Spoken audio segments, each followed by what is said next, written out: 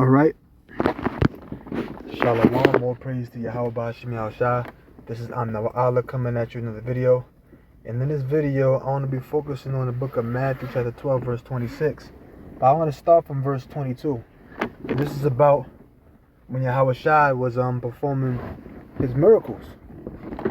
There was a situation where a man... In fact, let's get right to it. This is the book of Matthew chapter 12, verse 22. I'm going to start from verse 22.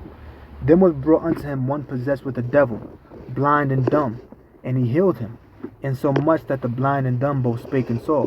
So someone was brought to Yahweh that had a demon on him. He had a devil on him, and he couldn't speak and he couldn't see.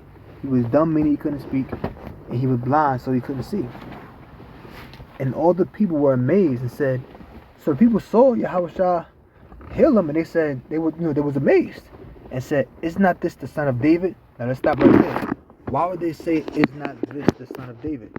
One, that shows you that they had hope of a Messiah. So they had to have known the scriptures. They had to have known that the Messiah will come, knowing that the Messiah was going to come out of the lineage of David. That is the book of 2 Samuel 7:4. That is the prophet Nathan speaking, right? And it came to pass that night that the word of Yahweh Bashim Shah came unto Nathan, saying, go and tell my servant David, thus saith Yahweh Bashim Shah, shalt thou build me an house for me to dwell in, whereas I have not dwelt in any house since the time that I brought up the children of Israel out of Egypt, even to this day, but have walked in the tent and in the tabernacle? Because the children of Israel left through Egypt, they were dwelling in tents when they were in the wilderness. So Yahweh Shah had not, the Most High, hadn't had a temple built. Had not had the temple built yet. In all the places wherein I have walked with all the children of Israel, spake I a word with many of the tribes, with any of the tribes of Israel, whom I commanded to feed my people Israel, saying, why build ye not me an house of cedar? Now therefore, so he's saying, have I asked y'all to do this yet? In that time. It wasn't time yet. So no.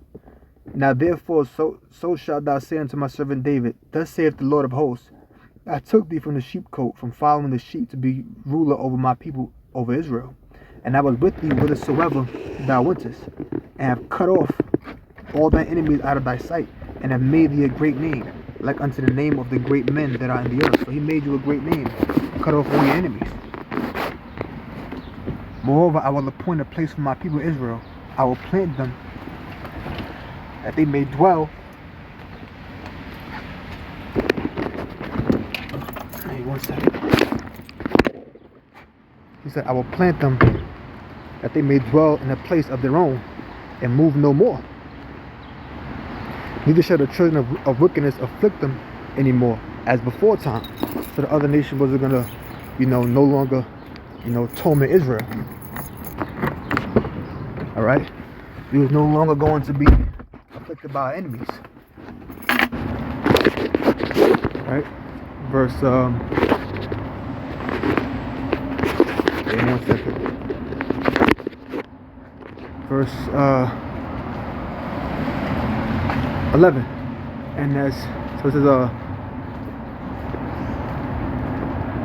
verse 11, and as since the time that I commanded judges to be over my people Israel, and have caused thee to, let me jump down, I'll keep going, and have caused thee to rest from all thine enemies, also the Lord telleth thee that he will make thee an house. And when thy days be fulfilled, thou shalt sleep with thy fathers, I will set up thy seed after thee, which shall proceed out of thy bowels, and I will establish his kingdom. He shall build an house for my name, and I will establish the throne of his kingdom forever. Okay? Now, that's not talking about Solomon, it's talking about Yahweh Shah. Because he's going to establish his throne forever. That's all eternity.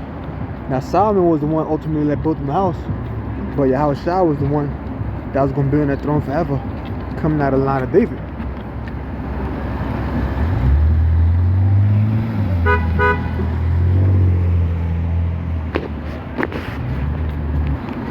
Here's another verse, Psalms 132 verse 11. The Lord has sworn in truth unto David, he will not turn from of the fruit of thy body will I set up thy throne. So they knew that there was prophecy of the Messiah was going to come.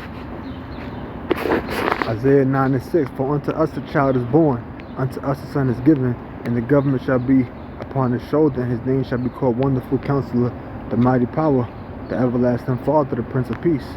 Of the increase of his government and peace there shall be no end, upon the throne of David and upon his kingdom, to order it and to establish it with judgment and with justice from henceforth even forever.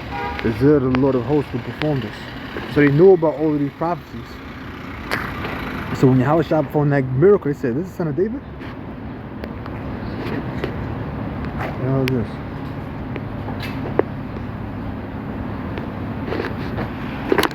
Still like water dropped on my phone, so it just started pressing stuff on its own. So we see these different examples of these prophecies of one coming from the line of David to set up the kingdom.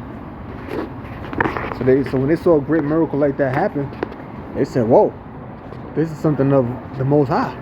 So they started to question, is this the son of David? Because they knew of the prophecies, but at the same time, they still wasn't 100% sure who he really was. That's the reason why they brought up that question. Here's another scripture, Isaiah 35:4. Say to them that are, I'm right to the point. Yeah, I can read it. Say to them that are of a fearful heart, be strong, fear not. Behold, your power will come with vengeance, even the Most High with the recompense. He will come and save you. Then the eyes of the blind shall be opened, and the ears of the deaf shall be unstopped. Wasn't the blind man healed? Right? Then shall the lame man leap as in heart, and the tongue of the dumb sing. In other words, you're going to speak. For in the wilderness shall waters break out and streams in the desert. So these are all examples of prophecies that was going to happen in the future. So when they saw these things occur, they said, is this the son of David? Is this the one that the prophecies speak of? But still, some people, it was a question because some people wasn't too sure. But they knew that what he did was spiritual, of the Most High. Back in Matthew the 12th chapter. So it says, I'll read the last verse I've read. Matthew 12 verse 23. And all the people were amazed and said, is not this the son of David? But when the Pharisees heard him, as I stated before, so they saw what he did, and they knew that what he did was of the Most High. So they said, they thinking like, is this the one that the prophecies speak of? But at the same time, it was a question because people wasn't too sure. But they knew that the act that he did had to be of the Most High. Or else why would they ask this question? Verse 24, but when the Pharisees heard it, they said, this fellow doeth not cast out devils, but by Beelzebub, the prince of devils. So they said, he don't cast out devils, but by Beelzebub, the prince of devils, meaning he casting out Satan, casting out the devil with the power of Satan. This is what they're saying about Yahushua. My screen is going a little wild right now because my screen is going wild because some water got on my screen. Let's look at the word Beelzebub. Come on.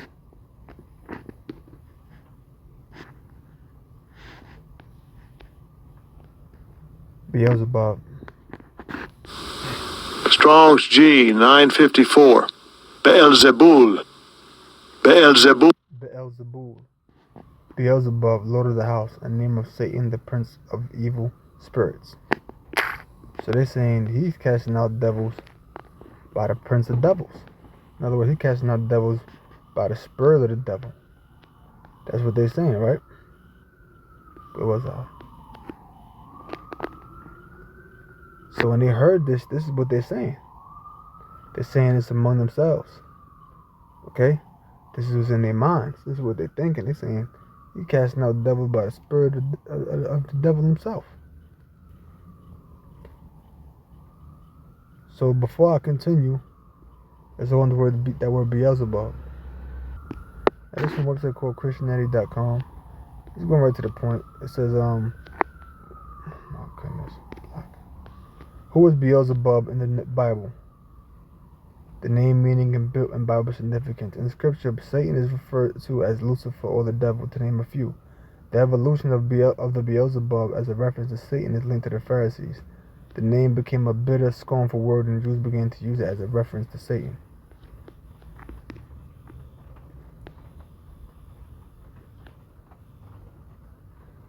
Real quick, it gives you the scripture that we just read. It says in the Old Testament, in Matthew 12, verse 24, in the Old Testament, Beelzebul is referenced as Baalzebub, a Canaanite deity worshipped at Ekron. But the angel of the Lord said to Elijah the Tishbite, is the scripture, go up and meet the messengers of the king of Samaria and ask them, is it because there is no God in Israel that you are going off to consult to Baal-zebub, the god of Ekron? And that's in 2 Kings 1 and 3.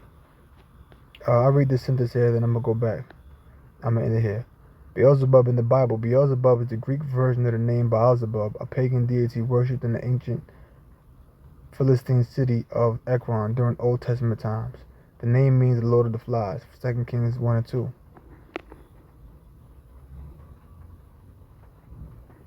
Okay, go back. I'm not going to read it. You can see it there. Which is significant as golden fly images have been discovered during excavations at ancient Philistine sites. I'll read it. 2 Kings 1 and 2. Now, Ahaziah had fallen. No, that's the King James. And Ahaziah flew down. This is 2 Kings 1 and 2. And Ahaziah